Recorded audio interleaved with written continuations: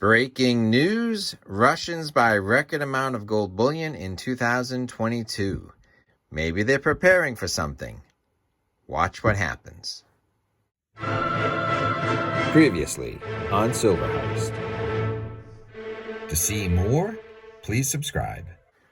Welcome to Silver Heist. Thank you to our returning subscribers and guests. We have a Kitco News article to bring you.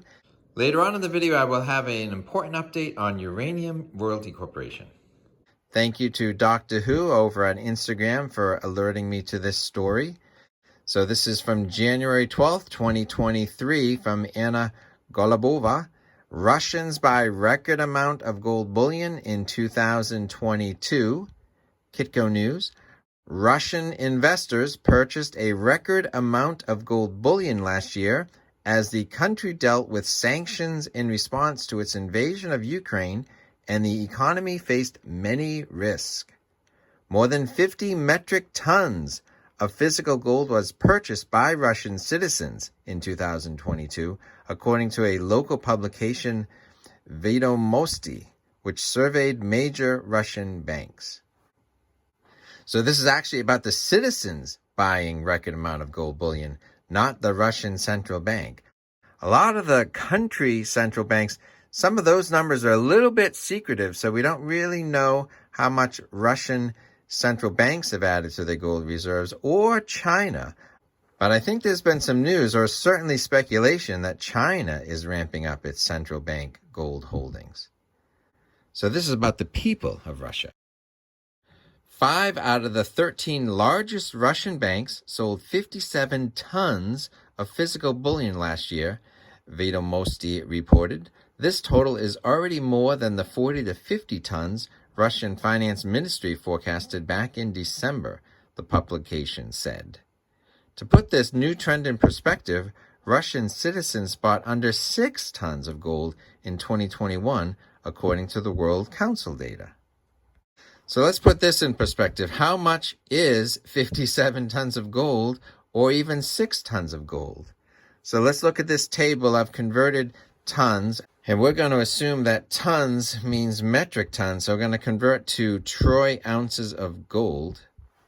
All right, so let's look at this table of Russian citizens stacking gold versus just one measurement, the U.S. Mint's Gold Eagle mintages. If you like gold and news about gold, please give this video a thumbs up and subscribe to see more stories like this. So in 2021, Russians bought 6 tons of gold, and that's 193,000 troy ounces, where the U.S. Mint Gold Eagle mintages for 2021 were 1,253,000 troy ounces, so significantly more. But in 2022, Russian citizens bought 1,833,000 troy ounces of gold, while the U.S. Mint Gold Eagle mintages were down last year to 980,000.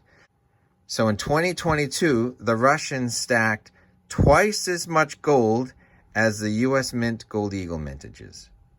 Now, Russia encouraged its citizens to buy gold last year with 2 significant changes to the tax code. Officials scrapped the 20% value-added taxes on metals purchases back in March and removed the 13% income tax on the sale of gold for 2022 and 2023. The move was designed to encourage diversification into precious metals over foreign currencies such as the US dollar and the euro. The main issue was Russian refiners being used to supplying banks with large ingots or bars for bulk purchases, as this was the primary investment focus in the past, Vodomosti reported. Refiners began to shift the production to smaller-sized minted bars, but the process required major restructuring and took time. Before the surge in demand from the local population, gold was primarily bought in bulk by the Russian central bank to be exported abroad. In June 2022, Reuters answered this question: what happened to the Russian mined gold after the West sanctioned Russia's main trading banks? Well, in March of 2022, the London Bullion Market Association suspended its accreditation of Russia precious metals refiners.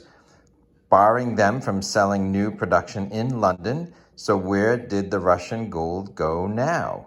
Well, buyers for Russia's gold include the country's central bank, people inside Russia who seek a safe investment, and Asia, where most countries have not sanctioned Russia. So Russia's gold exports now flow eastward instead of westward. Now, gold gives local investors freedom to diversify and protect their portfolio during increased uncertainty, Senior Vice President Dmitry Breitenbeker said last year. Gold has always been a defensive tool, showing its best qualities with a horizon of 3 to 5 years. In a situation with a high degree of uncertainty, this asset allows you to diversify your portfolio, fix your savings, and preserve capital for future generations, Breitenbeker said. The choice of gold is paying off well at the start of 2023, with the precious metal trading near $1,900 an ounce as markets price in cooling inflation and a pivot by the Federal Reserve. Gold is currently internalizing what is going to happen in 2023, as there will be a Fed slowdown, a Fed pivot, a recession, and then finally a liquidity injection, where the money supply will ultimately rise again in 2023, MKS PAMP metal strategist Nikki Shields said Thursday. The Russian people stacking gold to protect their savings and wealth for future generations shows they are not any different from Americans or anyone else in the world. Now, the world's leaders seem intent on driving a wedge between Russia and the West, or vice versa, whether Russia is sanctioned or whether they walk away and sell their resources elsewhere. Russia is a mineral-rich country in precious metal mining and energy, gold, oil, natural gas, uranium, things the world needs. Which brings me to our sponsor of today's video, Uranium Royalty Corp. Let's watch this clip from their chairman of the board, Amir Adnani, as he was interviewed on Fox Business News a couple of months ago. Joining us right now is Uranium Energy Corp founder and CEO Amir Adnani. Amir, great to have you. Thanks very much for being here. First, tell us how uranium fits in here. We have the exact same issue in uranium as we do in hydrocarbons. The reality is we depend too much on Russia and former Soviet Union states.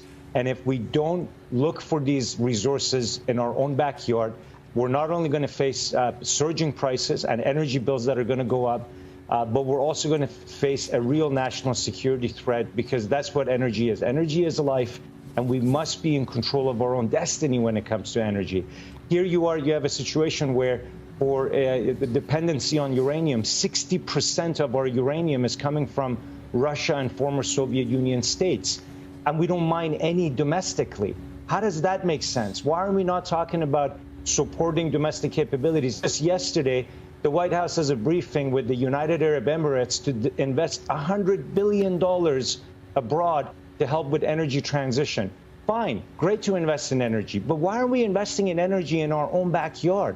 Why aren't we putting a fraction of that into making sure we have uranium domestically?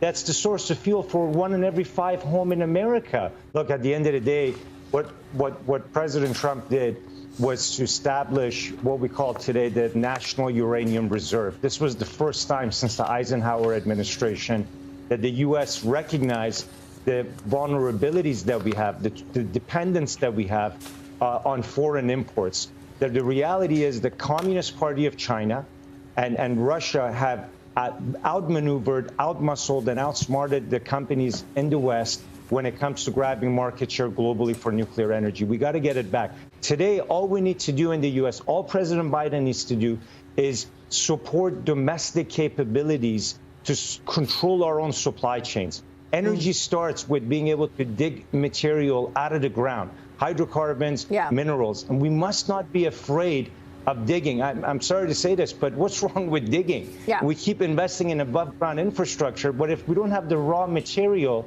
to actually process, then we actually don't control the supply chains. President Biden should really, instead of focusing on investing capital abroad, do it domestically. Help us create tens of thousands of jobs domestically and become energy independent, especially when it comes to nuclear energy, which everyone agrees, including the Biden administration themselves, that we needed for emission-free electricity is nuclear power, then why are we depending so much on Russian and overseas imports and not building our domestic capabilities? This should really be addressed right away. Amir, thanks very much for laying it all out. We appreciate your time. Amir Adnani joining us this morning. Uranium Royalty Corp has very capable and experienced leadership, as you just saw. They have royalties on numerous uranium mining operations in Canada and the US, where they will be paid a percentage of the mining output in dollars or in pounds of uranium. So uranium is presently worth $50 a pound and is poised for future price increases. This independent analyst sees the commodity uranium going from $50 to $65 a pound, but also sees Uranium Royalty Corp stock going from $3.38 Canadian dollars to $6 Canadian, almost double. There are big-time investors such as Rick Rule, Marin Katusa, and Eric Sprott Global. The world is realizing that they want minerals and commodities such as gold, oil, natural gas, and uranium, things that Russia has in abundance. The world is also realizing that those items may be less available in the future to the West from Russia. Uranium Royalty Corp has exposure to the increased value of uranium and the increased mining of uranium in North America. Please conduct your own due diligence. Thanks for watching.